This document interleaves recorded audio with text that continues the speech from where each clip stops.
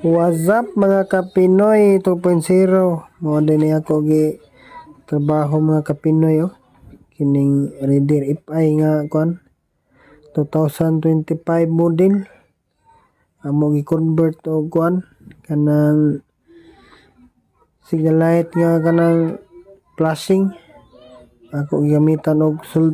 soldering ay kay ang signal light ani naman sa gawas ipakuan sa customer o gipa kuan niya pasod kay barot man kaayong bagong kuan ron na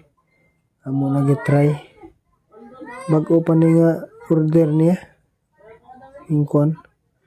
ni amo din ni butangan og kuan hazard kay pabutangan man sa customer og hazard na testing na apil na yung luyo ani mga kapinoy kay para di na siya pati tanawon karap-karap na kondisyon na kaya di ara mga kapinoy di arang DIY switch DIY switch sa hazard nindot na kayo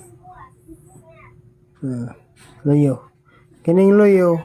amo pa ni utrohon kay wa pa may mahuman DIY switch na hazard sa Raider FI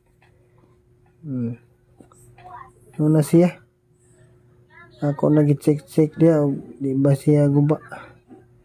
kay base ni kuan maguba ra dayon goods man sa kasad ako man ibutangan og grasa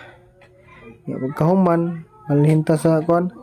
baklas sa cover mga kapinoy kay lisod kayo baklason ng iyang kuan sa taillight puti man ning Raider proceed ta sa taillight mga kapinoy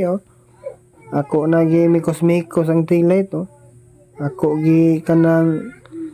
buhuan pagbuot mo ko sa customer ko dip ko ka